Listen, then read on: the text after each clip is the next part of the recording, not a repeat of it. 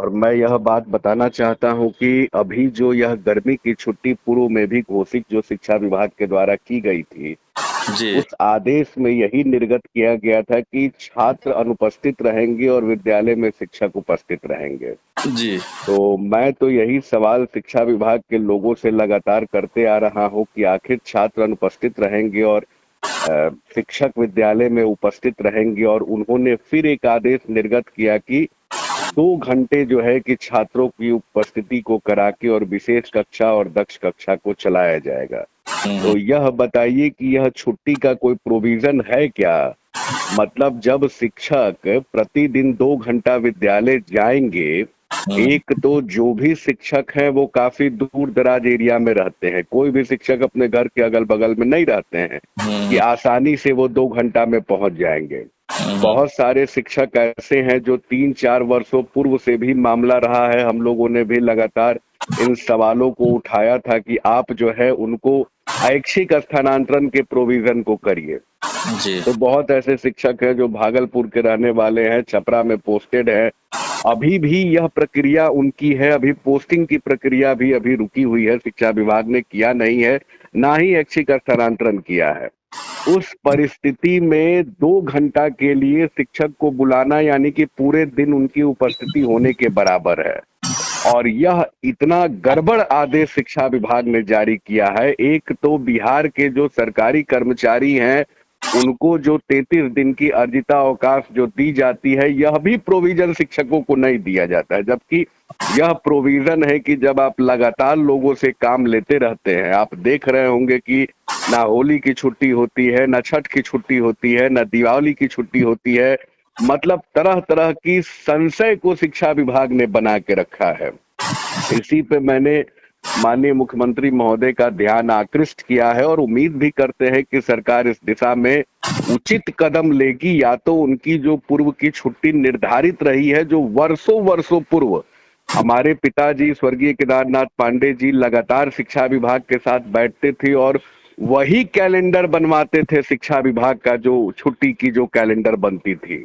लेकिन उनके नहीं रहने के बाद जो शिक्षा विभाग की लगातार यह मोनोपोली बढ़ी हुई है, और ना ही किसी संघ संगठन से, ना ही किसी जनप्रतिनिधि से यह लोग राय लेते हैं, अपने से जो इच्छा होती है एसीएस के पाठक का वह फरमान जारी करते रहते हैं और शिक्षकों के ऊपर थोपते रहते हैं।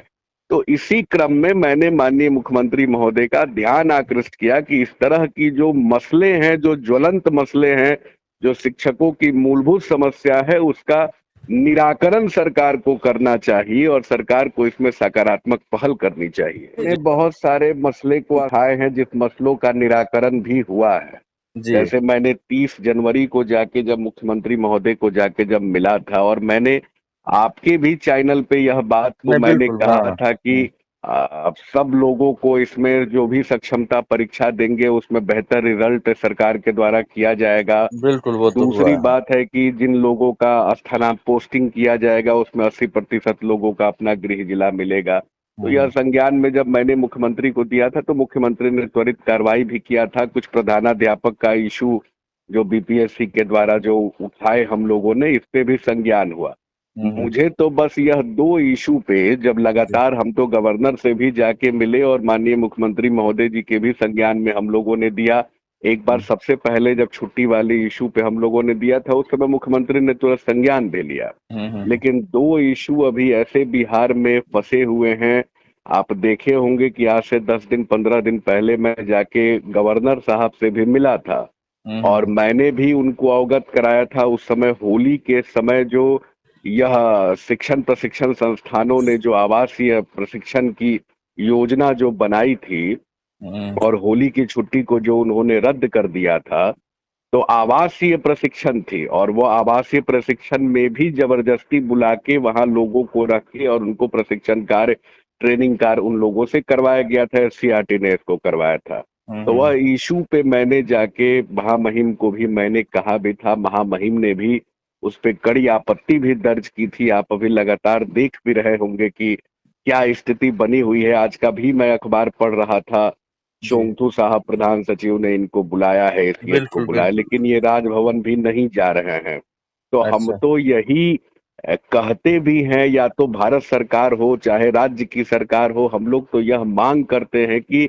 जो हम लोग के तो संरक्षण करता मुख्यमंत्री महोदय हैं, चाहे महामहिम राज्यपाल महोदय हैं, और एक एसीएस की इतनी हिम्मत कैसे हो गई कि वह राजभवन की बात नहीं माने। लोग यही कहेंगे कि सरकार को त्वरित कार्रवाई करना चाहिए। माननीय मुख्यमंत्री महोदय ने उनको एनओसी तो दिया ही है, जी। अब भारत सरकार की भी अग्रिम भूमिका होनी चाहिए कि केंद्र सरकार का गृह विभाग का मंत्रालय उनको लेके जाए और कोई बढ़िया विभाग वहां जाके भारत सरकार में केंद्र में उनको बैठा दे। उनकी अब आवश्यकता बिहार में नहीं है, उनको भी तो आवश्यकता तो अब आज तक हमें तो लगता है कि इतना बड़ा कभी ब्लैक स्पॉट कभी सरकार के ऊपर कभी। माननीय शिक्षा मंत्री तत्कालीन उस समय जब विजय चौधरी जी थे, उन्होंने स्पष्ट रूप से सार्वजनिक रूप से उन्होंने बयान भी दिया था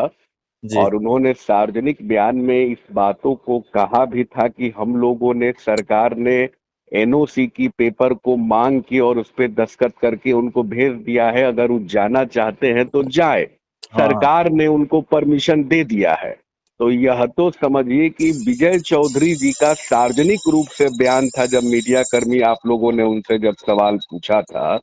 तो यह नहीं, तो वो तो सार्वजनिक क्लियर है रूप कि से केंद्रीय प्रतिनियुक्ति पर एनओसी मिल गया सरकार से, और लेकिन फिर बाद में रोकने की बात है। मैंने गवर्नर को भी पर्सनली जाके कहा था, जब छुट्टी वाले इशू पे हम लोग गए थे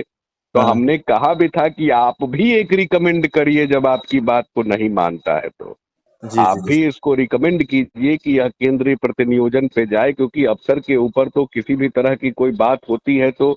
वो तो जांच का विषय होता है, और जांच के विषय में जब वो लोग फंसते हैं तो उनके ऊपर कार्रवाई होती है। मूल बात यही होता है। तो इनको तो सबसे पहले तो यहाँ से शिक्षा विभाग से इनको जब बातों को और आदेश को जब नहीं मानते हैं, और यह जो चुनावी वर्ष चल रहा है, देश में सबसे बड़ा चुनाव लोकसभा का चल रहा है, इस चुनावी वर्ष में सोचिए कि फिर से एससीईआरटी ने शेड्यूल जारी किया है लोगों का ट्रेनिंग के लिए। तो मैंने तो आज मुख्य निर्वाचन आयोग को भी मैं लिखा हूं, मैं आज जाके मिलूंगा भी और मिलके उनके संज्ञान में भी यह बात दूंगा कि यथाशीघ्र बताइए कि चुनाव जो लोकतंत्र का सबसे बड़ा महापर्व होता है, उसमें शिक्षक की ड्यूटी लगी हुई है और प्रशिक्षण देने का काम उसमें चल रहा है, तब आप वैसे शिक्षकों की जिनकी लोकसभा चुनाव में ड्यूटी है उसको भी आप जबरदस्ती कह रहे हैं कि आप आइए प्रशिक्षण हमारे यहाँ लीजिए। मतलब यह तो विचित्र स्थिति है। तो उस परिस्थिति में शिक्षक क्या करेगा? तो मैं तो मुख्य निर्वाचन आयोग से भी जाके आज मिलूंगा और उनको कहूंगा, मैंने पत्र भी लिखा है, उनको अवगत भी कराऊंगा कि ऐसे शिक्षा विभाग के पदाधिकारी के ऊपर चुनाव आयोग को भी, क्योंकि अभी चुनाव का वर्ष चल रहा है, चुनाव आयोग को भी संज्ञान लेना चाहिए और चुनाव आयोग भी इनको रिकमेंड करे। आप देखे होंगे कि बीच में किस तरह से गृह सचिव को चुनाव आयोग ने बदल दिया था, आपको याद भी होगा, प्रत्यय अमृत साहब को उन्होंने बनाया था। तो यह मैटर को मैं अभी दे रहा हूं, चुनाव आयोग को भी दे रहा हूं, ताकि चुनाव आयोग भी इस पे गंभीरता से विचार करे, क्योंकि बिन शिक्षक का चुनाव भी संभव नहीं है और इनकी संख्या भी बहुत ज्यादा है पूरे बिहार में। तो ड्यूटी तो वहां लगेगी और लोकसभा का चुनाव महापर्व होता है, लेकिन उस पर्व के बीच में आप प्रशिक्षण के कार्य को करा रहे हैं